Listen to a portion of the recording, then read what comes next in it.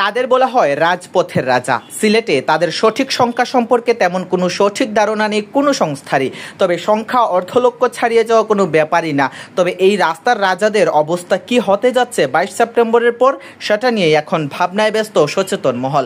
বলছি ব্যাটারি চালিত অটোরিকশা ও চালকদের কথা। সিলেট মহানগরীতে তারা রাস্তার রাজা হিসেবে পরিচিত। তাদের নিয়ে বিভিন্ন সময়ে বিভিন্ন বিতর্ক চলছে।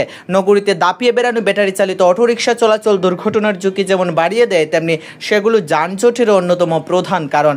এর আগে একবার নয় বারবার ব্যাটারি চালিত অটোরিকশা চলাচল নিয়ে আলাপ হয়েছে।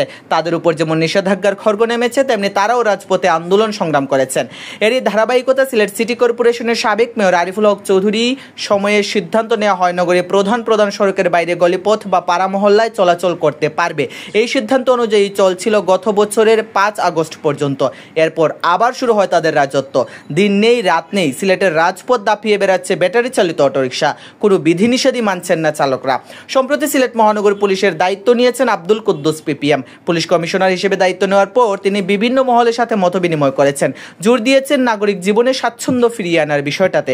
গত 14 সেপ্টেম্বর পরিবহন মালিক শ্রমিকদের সাথে মতবিনিময়কালে তিনি ঘোষণা দেন 22 সেপ্টেম্বরের পর থেকে সিলেট মহানগরীতে কোনো অবৈধ যানবাহন চলবে না।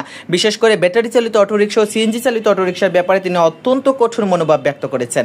সেই হিসেবে 22 সেপ্টেম্বরের পর সিলেটের রাজপথের রাজা হিসেবে পরিচিত ব্যাটারি চালিত অটোরিকশা আর চলতে পারবে না। সেই ক্ষেত্রে তারা কি করবে, কোথায় যাবে, বিষয়টা নিয়ে চলছে তুমুল আলোচনা। বিশেষ করে ব্যাটারি চালিত অটোরিকশা চালকরা রীতিমতো চরম হতাশায় ভুগতে শুরু করেছেন। তারা আন্দোলনের প্রস্তুতিও নিচ্ছেন। এ প্রসঙ্গে বাসদ নেতা প্রণবজ্যোতি পাল সিলেট ভিউকে বলেন, দেখুন সিলেটে অন্তত 35 থেকে 40 হাজার ব্যাটারি চালিত অটোরিকশা চলাচল করছে। এতগুলো মানুষ পরিবার পরিজন নিয়ে কোথায় যাবে? তাদের পেটে আঘাত হানলে নিশ্চয় তারা নিয়মতান্ত্রিক আন্দোলন সংগ্রামের দিকে যাবে। আমরা এ ব্যাপারে একটি নীতিমালা তৈরি করে কিছু গুরুত্বপূর্ণ সড়ক বাদ দিয়ে তাদের চলাচলের অনুমতি দেওয়ার বিষয়টি বিবেচনা করা জরুরি। আমরাও দলীয়ভাবে তাই চাই।